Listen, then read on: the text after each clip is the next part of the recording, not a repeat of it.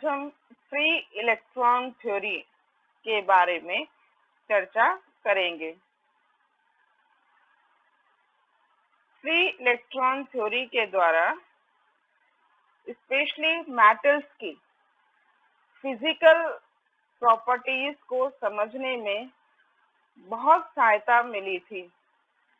इस थ्योरी के अनुसार जो मेटल्स होते हैं उनके आउटर मोस्ट ऑर्बिट के इलेक्ट्रॉन यानी कि वैलेंस इलेक्ट्रॉन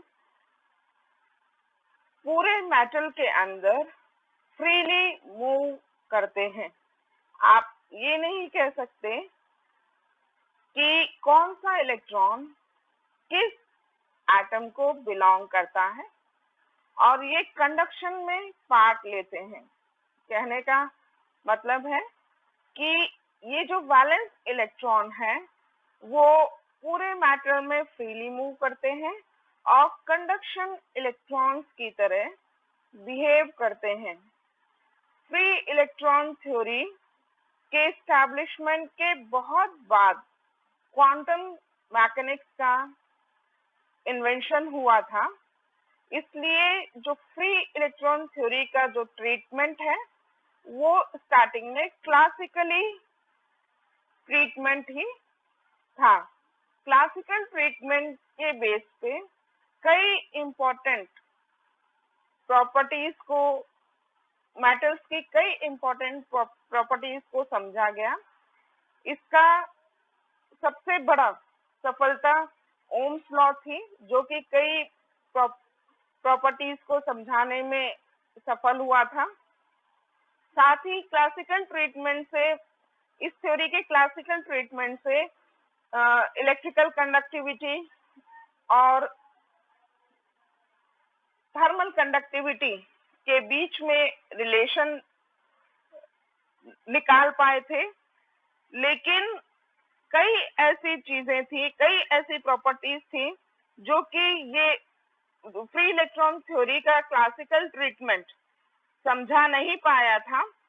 फॉर एग्जाम्पल, ये इलेक्ट्रॉन की हीट कैपेसिटी और मैग्नेटिक ससेप्टिबिलिटी को समझाने में असफल रहा था। साथ में ये इस बात को भी समझाने में सफल रहा था कि कई एक्सपेरिमेंट से ये पता लग रहा था कि जो कंडक्शन इलेक्ट्रॉन्स हैं वे बिना आपस में टकराए, साथ ही बिना ही लैटिस के आयन से टकराए, कई atomic inter atomic spacing for example 10 to the power of 8 inter atomic spacing तक स्ट्रेट पाथ में ट्रैवल कर सकते हैं। ये बात नहीं क्लासिकल थ्योरी से समझ में आ रही थी कि ऐसा कैसे पॉसिबल है कि जो मैटर है वो इन कंडक्शन इलेक्ट्रॉन्स के लिए इतना ट्रांसपेरेंट है। ये तभी इन चीजों को समझ में आ पाया जब फ्री इलेक्ट्रॉन थ्योरी का क्वांटम मैकेनिकली ट्रीटमेंट किया गया।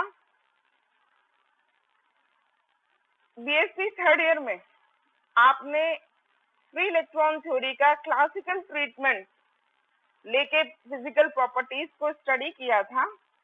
अब हम इसको क्वांटम मैकेनिकली ट्रीट करके उन प्रॉपर्टीज को स्टडी करेंगे जो कि क्लासिकली समझ में नहीं आ पाई थी। तो सबसे पहले हम स्टार्ट करते हैं कि मान लीजिए आपके पास ऐसे मेटल है जिसके एटम्स के आउटर मोस्ट ऑर्बिट में एक इलेक्ट्रॉन है। तो मान लीजिए ऐसे मेटल के आप दो एटम्स पास पास रखते हैं तो फ्री इलेक्ट्रॉन थ्योरी के अनुसार आउटर मोस्ट ऑर्बिट का ओवरलैपिंग होगा और ये जो दो इलेक्ट्रॉन है ये अब आप ये नहीं बता पाएंगे ये कि कौन सा इलेक्ट्रॉन किस एटम का है। ऐसे ही यदि n एटम्स पास पास रखे हैं तो इन एटम्स के आउटर मोस्ट ऑर्बिट का ओवरलैपिंग होगा और ये जो n इलेक्ट्रॉन्स हैं, चूंकि हर एटम एक इलेक्ट्रॉन दे रहा है, तो जो n एटम्स हैं उनके n इलेक्ट्रॉन्स फ्रीली पूरे मैटर में मूव करेंगे। और अब आप ये नहीं बता सकते हैं कि ये जो कौन सा इलेक्ट्रॉन किस एटम को बिलोंग करता है। मतलब कि ये इलेक्ट्रॉन्स फ्रीली मूव करते हैं मेटल के अंदर, फ्रीली मूव करते हैं, इसका मतलब उनकी पोटेंशियल एनर्जी कांस्टेंट होती है। तो हम चूंकि हमने बात की कि हम यहाँ क्वांटम मैकेनिकल ट्रीटमेंट करेंगे, तो हम श्रोडिंगर वेव इक्वेशन लिखते हैं ith इलेक्ट्रॉन के लिए। तो h psi k I is equals to e k psi k I, जहाँ k वेव वेक्टर है इलेक्ट्रॉन का। हमने पहले भी बात किया था कि हम फोनोन के लिए q वेव वेक्टर का यूज करेंगे और बाकी सबके लिए इलेक्ट्रॉन फोटोन सबके लिए k वेव वेक्टर का यूज करेंगे। तो चूंकि हमने बात की कि पोटेंशियल एनर्जी कांस्टेंट है, तो हम वो कांस्टेंट यहाँ 0 लेकर चल रहे हैं। तो हमारी श्रोडिंगर वेव इक्वेशन हो जाएगी -h×2 del 2 psi k I r is equals to e k psi k I r। 3 dimension del square को लिख दे, del 2 over del x square plus del 2 over del y square plus del 2 over del z square। और चूंकि electron freely move कर रहे हैं, तो obvious है कि जो उनसे एसोसिएटेड वेव है उसका वो प्लेन वेव होगी। तो प्लेन वेव फंक्शन लिखने होगा, तो psi k is equals to e to the power आटा k डॉट r। तो ये हम पुट अप कर दें इसमें, e to the power of k dot r, k vector k wave vector है kx I cap plus ky j cap plus kz k cap और r xi cap plus yj cap plus z k cap. तो dot product निकाल लें इसका और इसको double differentiation करना है। तो डबल डिफरेंशिएशन करेंगे e to the power of iota x kx का, तो kx square e to the power of iota k x kx, वैसे ही इसका डबल डिफरेंशिएशन करें तो ky स्क्वायर आ जाएगा e to the power of iota y ky, और इसका डबल डिफरेंशिएशन करें इस टर्म का, और बाकी के टर्म्स 0 होंगे, केवल x का x में और y का y से और z का z से। तो यहाँ kz square e to the power of iota z के z। तो आपको फिर से वही मिल गया e to the power of iota k dot r और kx square plus ky square plus kz square e to the power of iota k dot r is equal to this. तो ये फिर वेव फंक्शन ही है, तो obvious है जो आपका kx square plus ky square plus kz square इसके 2 m e k upon h cross square के बराबर हो जाएगा। दैट मीन्स जो e k है that is equals to h cross square upon 2m, मतलब एनर्जी इलेक्ट्रॉन की h cross square upon 2m kx square plus ky square plus kz square. तो equals to h cross square k square upon 2m। That means जो free electron theory है उसमें जो wave function है वो plane wave के लेके चलते हैं और एनर्जी जो निकलती है वो h cross square k square upon 2m है। अब हम यहाँ पर एनर्जी आपको h cross square k square upon 2m मिली है, तो k की अलाउड वैल्यूज कि हम ये देखना चाह रहे हैं कि k की अलाउड वैल्यूज कौन कौन से हैं। तो इसके लिए हम Born von Karman condition apply करेंगे। Born von Karman condition periodic boundary conditions होती हैं। पीरियडिक बाउंड्री कंडीशंस के से मतलब ये है कि हम ये अज्यूम करके चलते हैं कि जो x डिस्टेंस पे यदि डिस्प्लेसमेंट ux है, तो x प्लस lx, जहाँ lx जो आपका क्रिस्टल है उसका जो x डायरेक्शन में लेंथ Lx है, तो x प्लस Lx पे भी वही डिस्प्लेसमेंट होगा एटम का। मतलब दोबारा से आप देख लीजिए कि जो x कोई ओरिजिन ले लिया है, ओरिजिन से x डिस्टेंस पर जो एटम का डिस्प्लेसमेंट है, वही डिस्प्लेसमेंट उस एटम का होगा जो कि x प्लस Lx पर है। और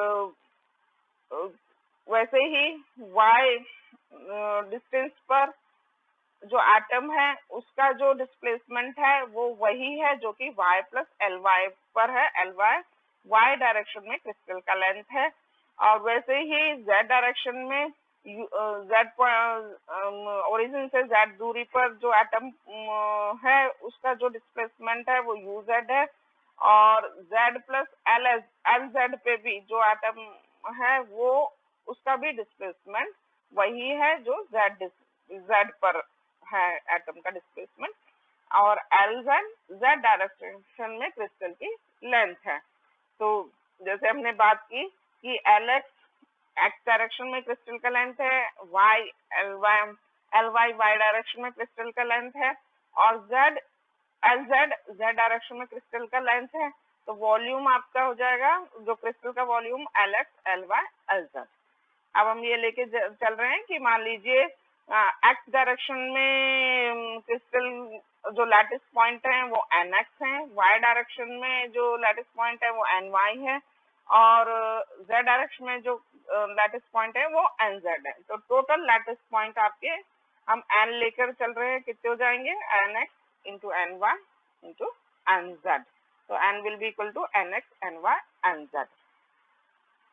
अब हम आगे की मैथमेटिक्स करें कि जैसे ये ux, जैसे कि हमने पहले के वीडियोस में बात की थी, ux equals to u0 e to the power of iota kx x।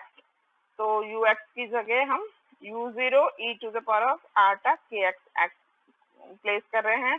और यहाँ पर u चूंकि ये डिस्प्लेसमेंट दोनों के बराबर है, equals to u0 e to the power of iota kx x की जगह x प्लस Lx। तो इट विल बी u0 ये यहाँ पर आप u0 e to the power of iota kx x और यहाँ u0 e to the power of iota kx x cancel हो जाएगा। तो ये 1 is equals to e to the power of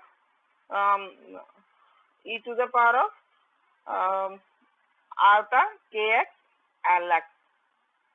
ये आपको मिल गया। u0 तो कैंसिल ही हो जाएंगे, दोनों तरफ u0 कैंसिल हो जाएंगे, और e to the power of iota kx x और e to the power of iota kx x cancel हो जाएगा। तो यहाँ केवल 1 बचेगा, और यहाँ e टू राइट साइड में e to the power of iota kx Lx बचेगा।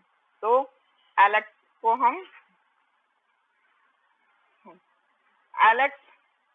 हम nx ax लिख सकते हैं। ax क्या है? लैटिस कांस्टेंट है, मतलब x डायरेक्शन, ये x डायरेक्शन का लैटिस कांस्टेंट है, माने इसका मतलब x डायरेक्शन में दो एटम्स के बीच का जो डिस्टेंस है वो ax है, और x डायरेक्शन में nx लैटिस पॉइंट्स हैं। तो लेंथ कितनी हो जाएगी x डायरेक्शन में? Lx will be equal to nx ax। तो nx ax लिखा और kx, तो आपको यहाँ से 1 को हम e to the power of iota 2 pi nx लिख सकते हैं। nx जहाँ इंटीजर नंबर है, 0 से 0 1 2 3 रन करता है up to n-1। Up to n-1 क्यों? क्योंकि nx में हमने लैटिस पॉइंट्स लिए हैं Lx डायरेक्शन में क्रिस्टल के, वो nx लिए हैं। जैसे हमने बात की थी x डायरेक्शन में nx लैटिस पॉइंट्स हैं। तो अगर हम पहले एटम की काउंटिंग 0 से कर रहे हैं, 0 1 2 3, तो लास्ट एटम nx-1 हो जाएगा, है ना। तो nx will run from 0 to n-1। तो 1 की जगह आप e to the power of आटा 2 पाई nx लिख सकते हैं। तो is equals to e to the power of आटा nx ax kx। तो यहाँ से इक्वेट कर दें इनके, 2 pi nx will be equal to nx ax K X. तो 2 pi N X is equal to N X A X K X. तो यहाँ से K X will be equal to 2 pi N X upon capital N X A X. उस N X A X को आप L x फिर से लिख सकते हैं, 2 pi upon L X N X. मतलब आप एन एक्स ए एक्स भी लिख सकते हैं और एल एक्स भी, where N X run from 0 to N X minus 1। और उसी तरह से y डायरेक्शन के लिए करेंगे तो के वाई आपका निकलेगा 2 pi N Y upon N Y A Y और 2 pi upon L Y N Y. N Y कहाँ से रन करता है, 0 टू एन वाई माइनस 1। और वैसे के जेड के लिए लिखेंगे 2 pi N Z upon capital N Z A Z या 2 pi upon L Z N Z. N Z आप will run from 0 to nz minus capital NZ minus 1। तो x direction में फर्स्ट अलाउड वैल्यू होगी nx is equal to 0 मतलब 0, y direction में 0 0। तो जो first lowest energy state, चूंकि k energy के लिए E k is equals to h cross square k square upon 2m, ये एनर्जी है। तो k की फर्स्ट तो energy state first allowed values है, वैल्यू है 0 0 0। तो वही एनर्जी की होगी, एनर्जी स्टेट है। तो फर्स्ट लोएस्ट एनर्जी स्टेट क्या अलाउड हो जाएगा, वो 0 0 0। फर्स्ट एनर्जी स्टेट 0 0 0 होगी और एनर्जी कितनी होगी 0 पर, क्योंकि k 0 है तो आपका एनर्जी भी 0 होगी। So lowest energy is 0 and because electron force, तो फर्स्ट जो एनर्जी स्टेट है वो 0 0 0 पर होगी, के एक्स 0 के वाई 0 और के जेड 0। और एनर्जी की वैल्यू 0 होगी, उसकी एनर्जी 0 होगी। और हमें पता है कि इलेक्ट्रॉन फर्मी डिराक स्टैटिस्टिक्स को फॉलो करता है।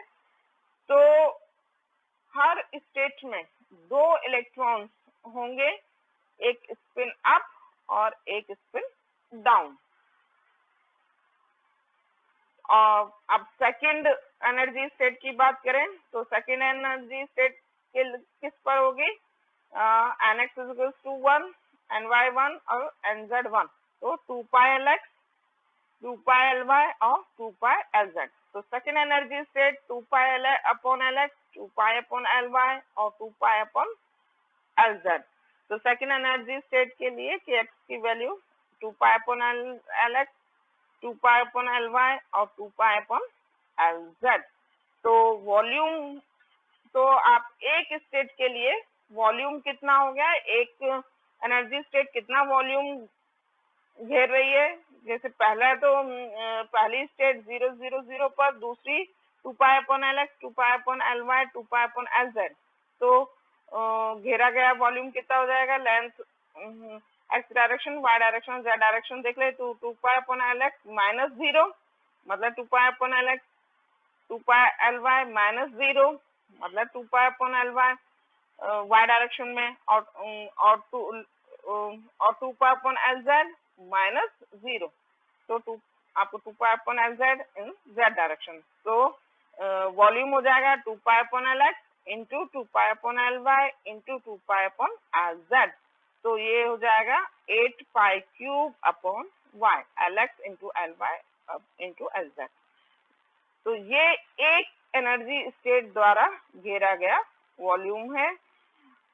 ये L X L Y L Z V जो हमने लिखा है ये रियल स्पेस में है। L X L Y L Z हम जो क्रिस्टल के लैटिस पॉइंट्स की बात की है वो हम रियल स्पेस में या ब्रेविस स्पेस कहते हैं, जो रियल लैटिस स्पेस या Brevis lattice space, Brevis space में बात कर रहे हैं। तो ये जो वॉल्यूम है वो रियल स्पेस या ब्रेविस स्पेस में कहलाएगा। तो एक एनर्जी स्टेट द्वारा का वॉल्यूम हो जाएगा 8 पाई क्यूब अपॉन वी। अब हम ई के डायग्राम प्लॉट करते हैं। हमारी जो एनर्जी निकली वो E K is equals to H cross square K square upon 2m है। That means K square is equal to 2m upon h cross square E K. ये y square is equal to 4ax जो की तरह का formula है, जो कि एक पैराबोला की इक्वेशन होती है। तो ये जो है, जो ई के डायग्राम है वो पैराबोलिक इन नेचर है। देखिए ये पैराबोला है और ये के एक्स हमने एक्स डायरेक्शन में प्लॉट किया हुआ है और ई के हमने वाई डायरेक्शन में प्लॉट किया गया है। तो ये आपकी पहली फर्स्ट स्टेट हो गई, यानी के एक्स की अलाउड वैल्यू 0, चूंकि केवल एक्स डायरेक्शन की बात कर रहे हैं तो ये 0 हो गया।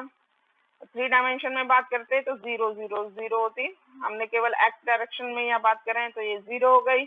ये 2 पाई बाय एल एक्स, ये 2 pi by L X allowed value हो गई।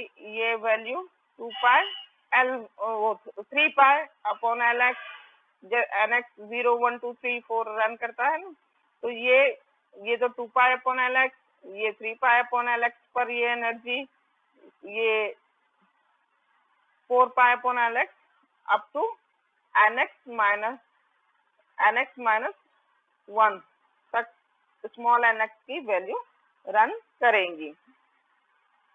तो ये आपकी, और हर, जैसे हमने बात की कि हर एनर्जी लेवल पे, एनर्जी स्टेट में 2 इलेक्ट्रॉन्स होंगे, एक स्पिन अप और एक स्पिन डाउन। T=0 केल्विन पर सारे इलेक्ट्रॉन अपने ग्राउंड स्टेट पर होंगे, कोई भी इलेक्ट्रॉन एक्साइटेड स्टेट में नहीं होगा। तो कहने का मतलब है जो लास्ट फील्ड स्टेट होगी T=0 केल्विन पर, लास्ट फील्ड जो स्टेट होगी वो फर्मी एनर्जी लेवल कहलाता है। जो लास्ट फील्ड स्टेट है, जैसे मान लीजिए यहाँ तक कंप्लीट भरी हुई है ये सारे एनर्जी लेवल, तो जो इस एनर्जी लेवल का T=0 केल्विन पर ये energy level Fermi energy level कहलाएगा। इससे नीचे वाले जो एनर्जी लेवल्स होंगे वो कंप्लीटली भरे हुए होंगे और इससे ऊपर वाले जो एनर्जी लेवल्स होंगे वो कंप्लीटली खाली होंगे। तो ये वाला जो फर्मी लेवल है वो, ये वाला जो एनर्जी लेवल है वो फर्मी लेवल एनर्जी लेवल कहलाता है। एक बार फिर से इसका सुन लीजिए कि फर्मी एनर्जी लेवल वो एनर्जी लेवल होता है जो कि T=0 केल्विन पर, जहां तक सारे एनर्जी लेवल कंप्लीटली भरे हुए होते हैं, लेकिन उससे ऊपर के हायर एनर्जी लेवल्स जो होते हैं वो कंप्लीटली खाली होते हैं। मतलब T=0 केल्विन पर फर्मी एनर्जी लेवल के से कम एनर्जी वाले लेवल्स कंप्लीटली भरे हुए होते हैं और उससे हायर एनर्जी वाले लेवल्स कंप्लीटली खाली होते हैं। अब यहाँ पर हम EK=h cross square upon 2m और के स्क्वायर की जगह kx² plus ky² plus kz square है।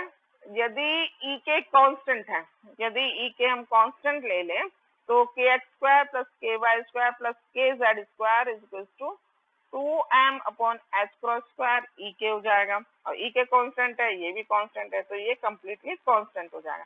तो आप देख रहे हैं ये वाली जो इक्वेशन है x² plus y² plus z square is equal to r² के टर्म्स में है, जो कि एक स्फीयर की, गोले की इक्वेशन है। kx² plus ky² plus kz square is equal to constant. और ये जो कांस्टेंट है वो आप देख रहे हैं ये एक रेडियस को रिप्रेजेंट कर रहा है, सॉरी एक स्फीयर को रिप्रेजेंट कर रहा है जिसकी की radius √2m EK upon h cross square. तो ये जो स्फीयर है ये कांस्टेंट एनर्जी स्फीयर कहलाता है, क्योंकि यहाँ EK एनर्जी कांस्टेंट ली हुई है। ये जो स्फीयर है ये कांस्टेंट एनर्जी स्फीयर कहलाता है और ये रेसिप्रोकल स्पेस में डिफाइन किया जाता है। क्यों? क्योंकि हमने आपसे पहले के वीडियो में भी बात की थी कि जो k है वेव वेक्टर है वो 2 पाई अपॉन लैम्डा होता है, मतलब 1 ओवर लैम्डा आ रहा है इधर, दैट मीन्स लेंथ इनवर्स की डायमेंशन है और लेंथ इनवर्स की डायमेंशन रियल स्पेस में नहीं रेसिप्रोकल स्पेस में होती है। तो ये जो कांस्टेंट एनर्जी स्फीयर है ये रेसिप्रोकल स्पेस में डिफाइन किए जाते हैं और इसका रेडियस कितना है √2m e k h cross square. तो ये हमने कांस्टेंट एनर्जी सरफेस दिखाया हुआ है जो स्फेरिकल इन शेप है। तो kx ky kz लिए हुए हैं, ये कांस्टेंट एनर्जी सरफेसेस, ये कांस्टेंट या इसकी सरफेस पे जो एनर्जी है वो कांस्टेंट है। तो ये जो कांस्टेंट एनर्जी सरफेस है पर फ्री इलेक्ट्रॉन थ्योरी में स्फेरिकल इन शेप होते हैं। फ्री इलेक्ट्रॉन थ्योरी में constant energy surface spherical in shape होते हैं। अब हमने बात की थी कि यदि आपके पास दो एटम्स पास पास हैं तो 2 इलेक्ट्रॉन्स हैं, तो 2 इलेक्ट्रॉन अगर होंगे तो वो फर्स्ट एनर्जी स्टेट 000 में होंगे जो कि एक पॉइंट होगा। तो जो कांस्टेंट एनर्जी सरफेस उस समय एक पॉइंट होगा। लेकिन यदि आप इलेक्ट्रॉन बढ़ाएंगे, यदि 2 और एटम्स बढ़ाए तो दो और इलेक्ट्रॉन बढ़ जाएंगे, तो वो सेकंड एनर्जी लेवल में होंगे 2 इलेक्ट्रॉन। तो आपका जो रेडियस है इस सरफेस का बढ़ेगा और आपका कांस्टेंट एनर्जी सरफेस बड़ा हो जाएगा। और अगर इलेक्ट्रॉन्स आएंगे तो और एनर्जी लेवल फिलअप होंगे तो कांस्टेंट एनर्जी सरफेस आपका बढ़ता जाएगा। और जब T = 0 केल्विन पर, जब EK = EF, जो यदि एनर्जी फर्मी एनर्जी के बराबर हो जाएगी, मतलब this K will be equal to KF at T = 0, यदि एनर्जी फर्मी एनर्जी के बराबर हो जाएगी तो K को हम KF से रिप्रेजेंट करेंगे। उस समय ये जो कांस्टेंट एनर्जी सरफेस है वो फर्मी स्फीयर कहलाएगा। T = 0 केल्विन पर ये जो कांस्टेंट एनर्जी सरफेस है वो फर्मी स्फीयर कहलाएगा। तो फ्री इलेक्ट्रॉन थ्योरी में जो कांस्टेंट एनर्जी सरफेसेस होते हैं वो स्फेरिकल इन शेप होते हैं और T = 0 केल्विन पर जो इसे हम फर्मी स्फीयर कहेंगे, क्योंकि एनर्जी उस समय EK will be equal to Fermi energy और K = KF से रिप्रेजेंट करेंगे। तो फर्मी स्फीयर, ये फिर इसे फर्मी स्फीयर कहेंगे EK = EF पे at T = 0 केल्विन पर। अब हम थोड़ा सा और आगे बढ़े कि जैसे हमने बात की थी कि अगर इलेक्ट्रॉन्स यदि आप एटम्स बढ़ाते जाएंगे तो कांस्टेंट एनर्जी सरफेस का वॉल्यूम बढ़ता जाएगा। और हमने निकाल लिया पहले कि एक एनर्जी स्टेट के द्वारा घेरा गया जो वॉल्यूम होता है वो 8 पाई क्यूब अपॉन V यानी 2 पाई होल क्यूब अपॉन V होता है। और फर्मी स्फीयर की जो मान लीजिए T = 0 केल्विन पे बात कर रहे हैं, उस समय जो EK है EF है, तो हम जो कांस्टेंट एनर्जी सरफेस है वो हमारा फर्मी स्फीयर है। तो फर्मी स्फीयर की जो वॉल्यूम है, चूंकि स्फीयर का वॉल्यूम 4/3 पाई, और हमने कहा था कि हम फर्मी स्फीयर के लिए जो K है उसे KF से रिप्रेजेंट करेंगे। तो KF क्यूब होता है, स्फीयर का वॉल्यूम 4/3 पाई KF क्यूब, रेडियस KF है तो R क्यूब होता है तो रेडियस KF है, इसलिए KF क्यूब हो जाएगा। और चूंकि ये एक स्टेट द्वारा घेरा गया वॉल्यूम है तो यूनिट और ये जो वॉल्यूम घेरा गया है वो रेसिप्रोकल स्पेस में है। रेसिप्रोकल स्पेस में, क्योंकि हम के की अलाउड वैल्यूज निकाली थी, तो जैसे पहले ही बात की कि के चूंकि रेसिप्रोकल स्पेस में होता है, तो ये जो वॉल्यूम है वो एक स्टेट द्वारा रेसिप्रोकल स्पेस में घेरा गया वॉल्यूम है, और ये जो v है ये रियल स्पेस का वॉल्यूम है। तो ये जो वॉल्यूम एक स्टेट द्वारा घेरा गया वॉल्यूम है, तो रेसिप्रोकल स्पेस में, तो यूनिट वॉल्यूम में कितना स्टेट्स होंगी, वो कितना हो जाएंगी, v/2 होल क्यूब। मतलब एक यूनिट वॉल्यूम में कितनी स्टेट्स आएंगी, v/2 होल क्यूब। तो इतने वॉल्यूम में 4/3 पाई के एफ क्यूब में कितनी स्टेट हो जाएंगी, v/2 whole cube into volume of the Fermi sphere. एक बार दोबारा से समझ लीजिए कि ये एक स्टेट द्वारा रेसिप्रोकल स्पेस में घेरा गया वॉल्यूम है, तो यूनिट वॉल्यूम में टोटल स्पेस, यूनिट वॉल्यूम में टोटल जो एनर्जी स्टेट्स हैं वो v/2 क्यूब हो जाएंगे। और चूंकि हम और फर्मी स्फीयर का वॉल्यूम इतना है, तो फर्मी स्फीयर में टोटल नंबर ऑफ स्टेट्स कितनी हो जाएंगी, v/2 क्यूब इंटू 4/3 पाई के एफ क्यूब। और चूंकि हर स्टेट में, एनर्जी स्टेट में 2 इलेक्ट्रॉन्स आते हैं और टोटल इतनी एनर्जी स्टेट है, तो इलेक्ट्रॉन्स का संख्या, नंबर ऑफ इलेक्ट्रॉन्स कितनी हो जाएंगी, 2 into these numbers of state। तो टोटल इलेक्ट्रॉन्स इतने हो जाएंगे। और चूंकि हमने बात की थी हमारे पास n एटम है, हर एटम एक इलेक्ट्रॉन दे रहा है, तो total number of n electrons will be equal to this much. तो यहाँ से आप n इलेक्ट्रॉन्स का नंबर निकाल सकते हैं, क्योंकि EF is equal to h cross square KF square upon 2m होता है। तो KF की वैल्यू EF के टर्म्स में आप यहाँ रख दें, तो और फर्मी एनर्जी की वैल्यू रख दें, तो आपको नंबर ऑफ इलेक्ट्रॉन्स यहाँ से मिल जाएंगे। तो हमने बात की थी स्टार्टिंग में कि जो मेटल्स हैं उनमें इलेक्ट्रॉन्स फ्रीली मूव करते हैं, आउटर मोस्ट ऑर्बिट के इलेक्ट्रॉन्स फ्रीली मूव करते हैं। एक्चुअली क्या होता है कि जो आउटर मोस्ट और मेटल्स में आउटर मोस्ट ऑर्बिट में 1 या 2 इलेक्ट्रॉन्स होते हैं, तो इनको अपना ऑक्टेट, मतलब आउटर मोस्ट ऑर्बिट में यदि 8 इलेक्ट्रॉन्स होते हैं तो वो सबसे ज्यादा स्टेबल स्टेट होती है। लेकिन इनके आउटर मोस्ट ऑर्बिट में केवल 1 या 2 इलेक्ट्रॉन्स होते हैं, तो इन्हें इतने इलेक्ट्रॉन्स नहीं मिल सकते कि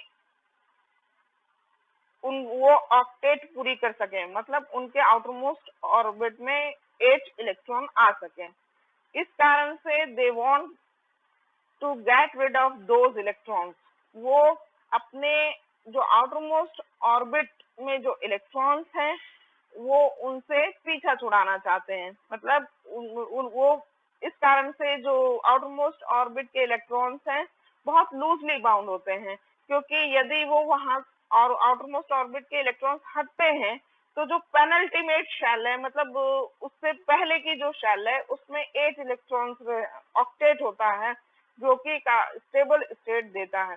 इस कारण से आउटर मोस्ट ऑर्बिट के इलेक्ट्रॉन्स में, मेटल्स में बहुत लूजली बाउंड होते हैं, उन पर जो आयरन कोर्स का उतना अट्रैक्शन फोर्स नहीं होता है, और वो लूजली बाउंड होने के कारण आराम से मेटल में फ्रीली मूव करते हैं।